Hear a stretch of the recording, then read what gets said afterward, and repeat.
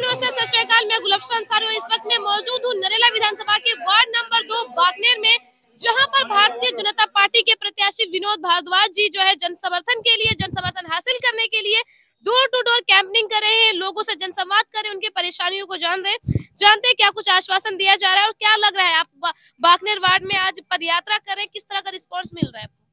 आप देख ही रहे हैं बाकनेर वार्ड की और बाकनेर गांव की, जो मेरा गांव है उसकी जनता का, उनके मेरे बुजुर्गों का, मेरे युवा साथियों का, मातृशक्ति का मुझे पूरा समर्थन मिल रहा है और जगह जगह मुझे पानी और दूध से नवाजा जा रहा है। जी, तो अब ये बता दीजिए कि यहाँ के जो पिछले निगम पार्षद थे, उनकी नाकामियों को या फिर उनके पूरे कार्यकाल को आप अगर आप कहे परिभाषित करें तो किस तरह कीजिएगा? उस 5 साल में जो मेरा गांव बाकनेर है, जो 20 साल पीछे पिछड़ गया, जो उसने कोई विकास का एक भी कार्य यहाँ नहीं किया। यहाँ पूरा असुविधाओं का अपरंपार लगा हुआ है और नालियां भरी पड़ी हैं, गलियां साफ नहीं होती और भ्रष्टाचार में लिप्त पहले वाला निगम पार्षद था और उससे जनता त्राही त्राही कर रही है। तो इन तमाम चीजों से जो आप देख रहे हैं, आपके पास ऐसा कोई रोड मैप या कोई ऐसी रूपरेखा जिसमें आपने ये तय किया होगा कि सबसे पहले अगर मैं आता हूँ निगम में तो इन सब कार्यों से लोगों को राहत दूंगा? मैं सबसे पहले नालियों की सफाई, गलियों की सफाई और जो यहाँ की मूल समस्याएं हैं, मेरे भाई जो बाकनेर गांव के मेरे पिता तुल्य बुजुर्ग हैं, मेरे युवा साथी हैं, उनके साथ बैठकर जो यहाँ की समस्या है उनको मैं पूर्ण करूंगा। क्या लगता है किसी तरह कोई मिसअंडरस्टैंडिंग लोगों के बीच नहीं जाएगी? क्योंकि एक तरफ आप है विनोद भारद्वाज, तो दूसरी तरफ आम आदमी पार्टी से है दिनेश भारद्वाज। किसी तरह का कोई मिसकॉन्सेप्ट या मिसअंडरस्टैंडिंग हो सकती है लोगों के बीच भारद्वाज को लेकर और आपके वोट परसेंटेज बढ़ सकते हैं?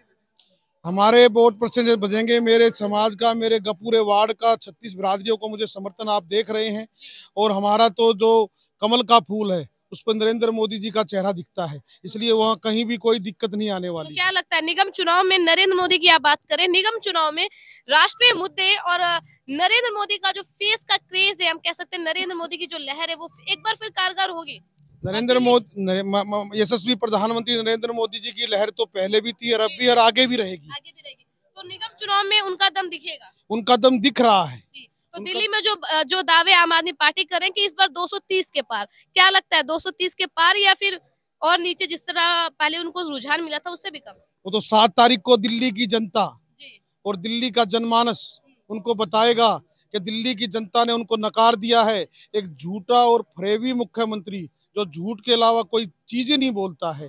अब ये देखो ना, बाकनेर जैसा क्षेत्र है और पूरी दिल्ली का क्षेत्र जो विकास के नाम पर प्रश्न चिन्ह लगाया हुआ है, उसने कोई भी दिल्ली का कोई ऐसा विकास नहीं है जो वो मॉडल बना के बता सके। हमारे यशस्वी नरेंद्र मोदी जी की एक स्कीम है, जो 60 साल की पेंशन थी वो 55 साल की बुजुर्गों के लिए कर दी है और ये बुजुर्गों के लिए, और इससे माता और बुजुर्गों के लिए इससे बड़ा तोहफा क्या होगा। और एमसीडी की आप बात करें पेंशन की, तो लोगों में नाराजगी ये भी है कि पिछली बार भी भाजपा ही थी लेकिन लोगों को जो पेंशन है वो नहीं मिली। भाजपा तो थी, पर जो दिल्ली नगर निगम का जो पैसा देता था वो मुख्यमंत्री देता था, उसके कारण उसने कभी अपना पूरा मत नहीं दिया और अभी सीधी सीधी केंद्र से इसका पैसा आएगा और दिल्ली की जनता को और दिल्ली के क्षेत्रों को विकास की एक छड़ी भारतीय जनता पार्टी देगी। यानी कि इस बार अगर निगम में भाजपा आती है तो जो केंद्रीकरण किया गया है निगम का, उसका फायदा डायरेक्ट जनता को मिलेगा। उसका डायरेक्ट फायदा जनता को मिलेगा और जनता को इसको दिख भी रहा है, क्योंकि दिल्ली की जनता भ्रष्टाचारियों से मुक्त चाहती है।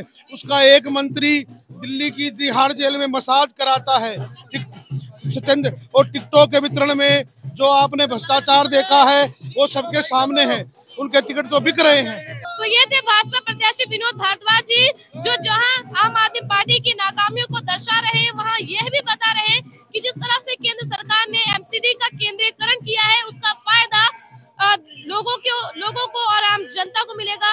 पेंशन को लेकर जो नाराजगी थी जनता के बीच भारतीय जनता पार्टी को लेकर, उस नाराजगी का भी यहाँ इंतजाम किया गया। उनका कहना है कि जिस तरह से बीजेपी ने, खासकर केंद्र सरकार ने एमसीडी का केंद्रीकरण किया, उससे पेंशन से जुड़ी तमाम समस्या तो दूर होंगी और उसके साथ जिस तरह के आरोप और प्रत्यारोप लगते रहे कि एमसीडी जो है अपना कार्यभार दिल्ली सरकार पर, और दिल्ली सरकार जो कहती है एमसीडी काम नहीं करती, इन तमाम तरह के जो कयास और आरोप प्रत्यारोप थे वो कहीं ना कहीं थम जाएंगे और अगर निगम में एक बार फिर भारतीय जनता पार्टी आती है तो जनता को सीधे तौर पर राहत मिलेगी। ये कहना है भाजपा प्रत्याशी विनोद भारद्वाज जी का। वीडियो जर्नलिस्ट इंद्रजीत के साथ गुलफशन अंसारी, बाकनेर, नरेला।